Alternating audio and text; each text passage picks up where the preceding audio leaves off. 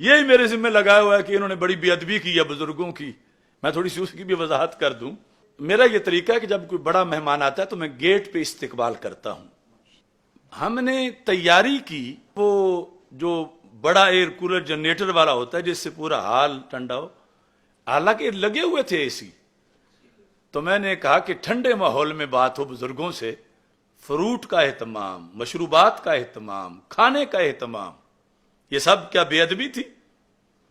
اور پھر ہم نے نشستیں بنائی. حالانکہ یہ جس کرسی پہ میں بیٹھا ہوں یہ ایک ہی ہے ادھر. تو میں نے کہا کہ اونچی میز ہو اور کرسی اور میں بیٹھوں اس طرح تو مجھے زیب نہیں دیتا. میں نے کہا سارے صوفے ایک طرح کے ہونے چاہیے، کوئی امتیازی نہیں ہونا چاہیے، اور صرف ایک میرا نہیں یہاں ہونا چاہیے بلکہ سارے مشائخ کے یہاں ہونے چاہیے. یہ سب بے ادبی کے لیے تھا. اور پھر کس وجہ سے میں استقبال نہ کر سکا کہ میں سوئے ہی نہیں. مجھے یہ تھا کہ وہ دور دراز سے آ رہے ہیں تو میں ان کے آنے تک جو مسئلہ ہے، موقف میرا، میں سارا لکھ کے ان کو دوں تاکہ فوراً ہر کے سامنے کاپی ہو، وہ پڑھیں. تو میں نے وہ تیار کیا. یہ مفتی عبد الکریم جلالی صاحب اس کو کمپوز کر رہے تھے. تو اس صورتحال میں یعنی وقت عصر کا جو ہے وہ تقریباً ہو گیا. میں نے آصف صاحب سے پوچھا کہ مہمان جو ہیں کہاں تک پہنچے. انہوں نے کہا کہ کوئی جو ہے وہ موٹر وے پہ ہے، کوئی فلان جگہ پہ ہے، کوئی فلان جگہ پہ ہے. تو میرا یہی خیال تھا کہ مغرب تک سارے پہنچیں گے، چونکہ بتایا جا رہا تھا دور دور ان کے آنے کی جگہ. اور یہ حضرات جو اچانک آئے انہوں نے کوئی اطلاع بھی نہیں دی ہوئی تھی کہ ہم اکٹھے ہی اچانک آ رہے ہیں. تو میں یہ پوچھ کے کہ وہ ابھی تو کافی دور ہیں، تو تقریباً 5:15 بجے میں غسل کرنے کے لیے باتھ روم میں داخل ہوا. اتفاق یہ ہے کہ جو ہی میں غسل کرنے کے لیے داخل ہوا اچانک ہی سارے حضرات اکٹھے ہی آ گئے. یعنی وہ جو دور والے تھے وہ تو پیچھے ہی تھے. ابھی یہ چند حضرات جو آپس میں رابطے میں تھے اور کہیں قریب اکٹھے تھے تو اچانک سارے اکٹھے ہی آ گئے. اب میں تھا باتھ روم میں. اب یہ بھی چونکہ ایک میرا گناہ ہے کبیرہ بنایا ہوا ہے لوگوں نے کہ اس نے میں جو ہے دیکھو نکلے ہی نہیں باہر، ہم اتنا بیٹھے رہے، وہ حضرت صاحب باہر ہی نہیں آ رہے تھے. تو میں تھا غسل خانے میں. تو آصف علی صاحب جنہوں نے مجھے بتایا کہ وہ ابھی سارے دور ہیں اور ابھی ٹائم لگے گا، مغرب تک اکٹھے ہوں گے، انہوں نے پھر میرے فون پہ تقریباً 8 کالیں کی. میں غسل کر رہا تھا. بالآخر انہوں نے مولانا محمد عابد جلالی صاحب کے بیٹے کعب کو گھر بھیجا کہ آپ بلا کے لاؤ، مہمان آ گئے. تو وہ گیا تو اس نے آ کے بتایا کہ وہ تو ابھی نہ رہے ہیں. اب میں باہر نکلا، نماز عصر ادا کرتا فوراً آیا تو اتنے میں ان حضرات کے لحاظ سے تو تاخیر ہو بھی چکی تھی. تو میں ہر ایک کو اس کی نشست پر جا کے ملا، اور میں کرسی صدارت پہ نہیں بیٹھا. ایک حضرت صاحب نے وہ بھی تبصرہ کیا. تو یہاں 2 میزوں پر کتابیں تھیں. اصل جو ہی وہ آئے، یہ بھی کہیں توہین نہ ہو جائے، تو انہوں نے دیکھا کہ یہ میز لگے ہوئے ہیں، ہر میز پر کاپیاں رکھی ہوئی ہیں. یعنی ہم نے تو بڑی علمی نشست کا اہتمام کیا ہوا تھا. ادھر یہ LCD کے کوئی چیز سنانی پڑے تو وہ یہ کیوں کاپیاں رکھی ہوئی ہیں، یہ LCD کیوں لگائی ہوئی، یہاں کیا ہونا ہے، یہ ہمارے کارکنوں کو کہہ رہے تھے. تو آپس میں یعنی ان کا یہ خیال تھا کہ ہم نے جانا ہے، بس ایک بات کرنی ہے اور اس کے بعد کوئی بات ہی نہیں کرنی. تو میں جب آیا تو میں سلام لے کے سب سے تو میں نے کہا کہ میں آپ کا بہت شکریہ ادا کرتا ہوں کہ آپ تشریف لائے. اور یہ کتابوں میں سے 1-2 میں نے ساتھ والے کمرے میں لے جا کر کمپوزنگ ہو رہی تھی، وہ مکمل کرنی تھی. میں وہ کتاب لینے کے لیے اس کرسی پہ، چھوٹی کرسی پہ ایک پہ بیٹھا. تو میں نے ہنستے ہنستے کہا کہ میں نے جو تیاری کی میں ذرا کتابیں اکٹھی کر رہا ہوں، آپ بھی اپنی تیاری کر لیں تاکہ پھر بات ہو جائے. اور ساتھ میں نے یہ کہا کہ آپ نے جو مجھ سے کروانا ہے کہ آپ اس طرح کی تبدیلی کریں اپنے موقف میں، آپ آپس میں مشورہ کر کے وہ مجھے تحریراً دے دیں کہ آپ یہ تبدیلی کریں، یہ تحریراً آپ دے دیں. اس کا فائدہ یہ ہوگا کہ کل آپ بھی اس کے ذمہ دار ہوں گے کہ یہ ہم نے لکھ کے دیا تھا. میں بھی کہوں گا کہ میں نے ویسے نہیں کیا، انہوں نے لکھ کے دیا ہے. تو آپ تحریر لکھیں، نیچے دستخط کریں کہ یہ تم کرو. آگے میں دیکھوں گا کہ کیا شریعت کرنے دیتی ہے یا نہیں کرنے دیتی، تو میں وہ وضاحت کروں گا، کیونکہ بڑا اہم کام ہے، پورے دین کا مسئلہ ہے. یہ ویسے لفظ نہیں نکلے ہوئے، یہ پیچھے اصول ہیں. تو میں نے بڑے ادب سے کہا کہ آپ جو ہے وہ اس پر لکھیں. یہ سارے حضرات ہمارے شفیع جلالی صاحب، علامہ حیدری صاحب سب جانتے ہیں. یہ میں نے عرض کیا، اور اس میں یہ بھی تھا کہ آپ اگر لکھ کے نہیں دیتے، جو پیچھے بھی رستے میں ہیں وہ آ کے کہتے ہیں کہ نہیں ہم نے تو اور لکھوانا تھا. تو میں نے کہا ایک تو یہ ہے کہ وہ حضرات بھی آ جائیں تو نماز مغرب کے بعد پھر بیٹھ جائیں گے، تھوڑا ہی ٹائم رہ گیا مغرب میں، تو پھر لمبا ہے، آخر میں کھانے کا اہتمام ہے، تقریباً 9 بجے تک سارا اجلاس ختم ہو جائے گا. تو بالکل سارے پہلو سامنے رکھ کے ہم نے اس کا ایک فیصلہ کرنا ہے. تو حضرت قبلہ حافظ محمد عبدالستار سعیدی صاحب زیدہ شرفہ وہ کہنے لگے کہ میں تو بیمار ہوں، میں تو چلا جاؤں گا. میں نے کہا نہیں حضرت، ہم آپ کو ساتھ والے کمرے میں بٹھا کے آپ کے پاؤں دباتے ہیں، یہ بے ادبی ہے میری. ویسے دبانا تو بے ادبی ہے، لیکن پاؤں دبانا تو نہیں نا بے ادبی. تو میں نے کہا یہ ساتھ والے کمرے میں آپ کے پاؤں دباتے ہیں، یہ بہت بڑا مسئلہ ہے، یہ جلدی تو اب آپ میرا موقف سنیں گے ہی نہیں تو کس طرح کوئی بات آگے چلے گی. آپ مجھے سمجھائیں، پوچھیں، سب کچھ ہوگا. تو بہرحال ان سب نے کہا کہ ٹھیک ہے ہم اپنا موقف لکھتے ہیں. میں اٹھ کے ساتھ والے کمرے میں، یہ مفتی عبد الکریم جلالی صاحب کہ یہ آپ کمپوزنگ مکمل کریں، یعنی میں نے اتنا ہوم ورک کیا ہوا تھا کہ سارا لکھا ہوا ان کے سامنے رکھوں. میں ابھی وہیں تھا کہ سارے حضرات وہیں تشریف لے گئے. تو میں نے اٹھ کے پھر استقبال کیا، پھر بٹھایا. تو وہاں میں نے یہ کہا کہ آپ نے وہ لکھ لی ہے تحریر؟ وہ کہتے لکھی تو نہیں ہے.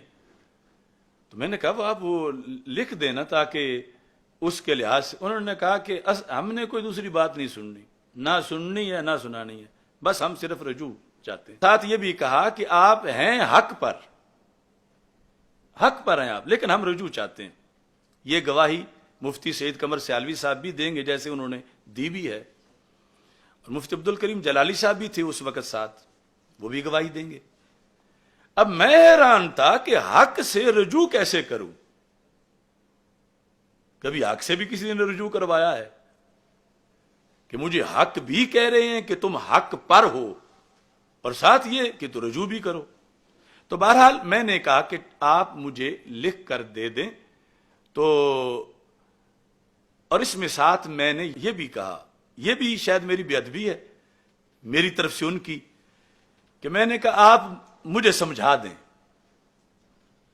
یہ سامنے چند کتابیں تھیں، وہاں پر بھی میں نے کہا آپ مجھے، میں نے خزائن العرفان نکالی، اس بات کا مجھے آپ جواب دیں کہ حضرت سیدنا آدم علیہ السلام کے بارے میں خزائن العرفان میں یہ لکھا ہوا ہے کہ ان سے خطا اجتہادی ہوئی، حضرت آدم علیہ السلام سے.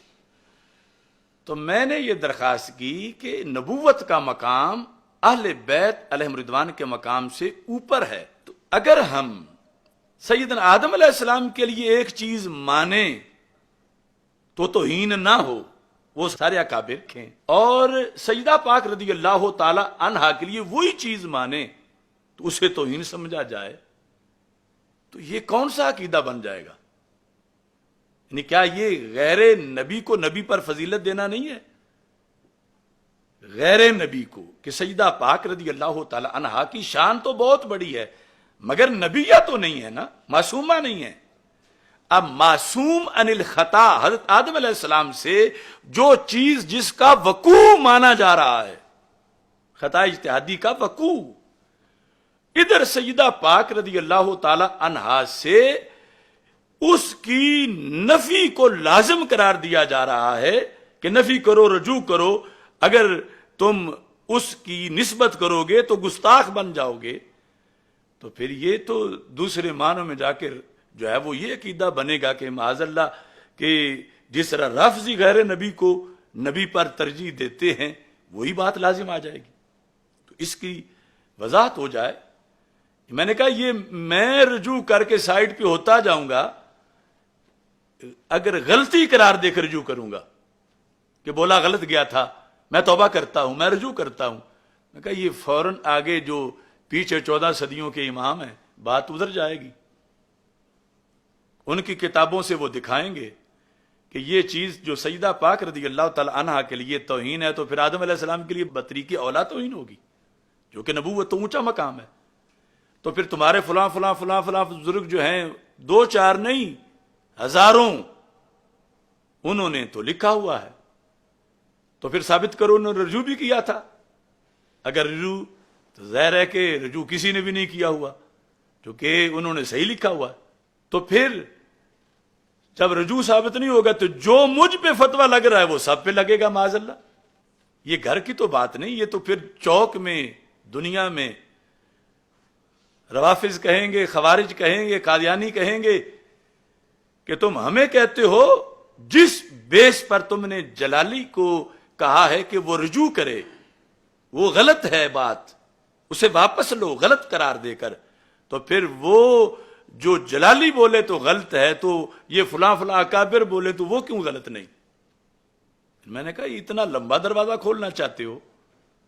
یہ سوچ سمجھ کے مجھے یہ بھی کہا گیا کہ آپ یہ لکھ دیں کہ یہ فلاں فلاں فلاں لوگوں نے مجھے یہ کہا تو میں نے اس طرح کر دیا۔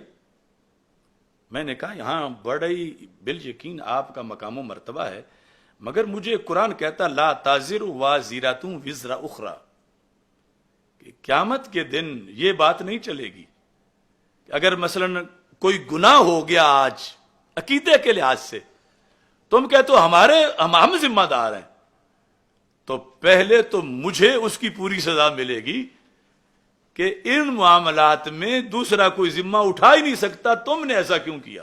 تو یہ ایسا تو نہیں ہوگا، یہ کوئی پلاٹ پرمٹ کا کوئی رستے کا تو مسئلہ نہیں، یہ مسئلہ ہے دین کا۔ تو اس بنیاد پر یعنی یہ جو معروضات جو ہیں میں نے ان کے سامنے پیش کی، اور پھر میں نے یہ کہا کہ آپ مجھے جو حکم فرمائیں میں وہ ماننے کو تیار ہوں۔ میں نے کہا میں آپ کے قدموں پہ ہاتھ رکھ کے، یہ بے ادبی ہے کہ میں نے قدموں پہ کہا، قدموں پہ ہاتھ رکھ کے میں وہ مانوں گا، صرف یہ ہے کہ ایک ہی شرط ہے کہ وہ جو کچھ آپ کہیں وہ شریعت کے خلاف نہ ہو، وہ عقیدے کے خلاف نہ ہو۔ اب جس انداز میں نے بات کی تو ایک وہ بہت بڑا شرارتی ہے، وہ کسی کو فون پہ بتا رہا تھا کہ انہوں نے کہا کہ اگر میں گستاخ ہوں تو سارے اکابر گستاخ ہیں، پہلے آپ ان سے توبہ کروائیں۔ اب بات میں کتنا فرق ہے کہ اگر میں نے غلطی سمجھ کے اس کو مجھ سے لیا تو دنیا کہے گی کہ یہی تو فلاں فلاں کی کتاب میں نبیوں کے لیے لکھا ہوا ہے، تو اب ان کا جواب دو، یہ لازم آئے گا۔ تو ہمیں کوئی کام کرنے سے پہلے سارا جائزہ لینا چاہیے۔ یہ تھی وہ بات کہ جس کو یہ حضرت صاحب کی بلا مفتی محمد اشرف القادری بھی بڑا مجھے بار بار بے ادبی کا تانا دے کے کر رہے ہیں کہ انہوں نے جی بے ادبی کی، انہوں نے کوئی کہتا بدتمیزی کی۔ تو یہاں جو لوگ تھے بس کسی کو قرآن و سنت کے لحاظ سے آگے سے اشکال پیش کرنا، یہ جو آپ کہتے ہو کہ 2 لفظوں کی بات آپ رجوع کرو، تو اس پر آگے یہ چیز مرتب ہو رہی ہے، تو پہلے سوچنا چاہیے کہ اس کا جواب پھر کون دے گا، اور وہ جواب پھر رکے گا نہیں، کیونکہ جو ہی ایک چیز کو غلط قرار دے کر تو وہ ہر کسی کے لحاظ سے غلط ہوگی، اگلے کہیں گے کسی کی زبان تم کیسے بند کر سکتے ہو؟ یعنی ہم گھر میں تو کہہ دیں گے کہ اشرف آصف جلالی کہے تو غلط ہے، سیدنا پیر میر علی شاہ صاحب رحمۃ اللہ علیہ فرمائیں تو غلط نہیں، گھر کہہ سکتے ہیں۔ یہ کیسے جلالی کہے تو غلط ہے، مجدد دین و ملت امام اہل سنت اعلی حضرت امام احمد رضا خان فاضل بریلوی رحمۃ اللہ علیہ فتاوی رضویہ شریف کی 30ویں جلد میں یہ لکھ دیں کہ حضرت آدم علیہ السلام نے خطا کا ارتکاب کیا تو وہ غلط نہیں۔ جلالی کہے سجدہ رضی اللہ تعالی عنہ کے بارے میں تو پھر بھی غلط ہے، اگرچہ وہ حضرت آدم علیہ السلام کے بارے میں ارتکاب اور خطا کے ساتھ اجتہادی کا لفظ بھی نہیں، وہ لکھ دیں پھر وہ غلط نہیں، چونکہ وہ ایک بڑی شخصیت۔ یہ گھر تو ہم کہہ سکتے ہیں، مگر اس دین پر تو ہر کوئی باس کرے گا، قادیانی بھی، یہودی بھی، نصرانی بھی، ناسبی بھی، خارجی بھی، رافضی بھی۔ تو کون جواب دے گا کہ جو اس بندے کے لحاظ سے غلط ہے تو دین تو سب کا ایک ہے، تو وہ سب کے لحاظ سے غلط ہے۔ ان کا رجوع بتاؤ، رجوع نہیں تو پھر معاذ اللہ وہ جو جملہ میرے بارے میں بولا جا رہا ہے وہ سب کے بارے میں وہ بولیں گے معاذ اللہ۔ تو یہ تھا کہ جو کروانا چاہتے ہو وہ لکھ کے دو، اور اس کی دو وجہ تھی، تاکہ ریکارڈ رہے، اور پچھلے جو ہیں ان سے بھی رابطہ کر لو یا ان کو آ لینے دو، اور مغرب کی نماز پڑھ کے پھر آرام سے بیٹھ کے جو ہے یہ کرتے ہیں۔ تو یہ تھا سارا معاملہ، جس کو پتہ نہیں کیا سے کیا بنا کر پیش کیا گیا۔ اور میں کبھی بھی یہ وضاحت نہ کرتا اگر اتنے بڑے بڑے آدمی جو ہیں وہ معاذ اللہ حقائق کے خلاف باتیں کرنا نہ شروع ہو جاتے تو مجھے کوئی اس وضاحت کی ضرورت نہیں تھی۔ تو یہ تھا پس منظر اور یہ سارا معاملہ تھا۔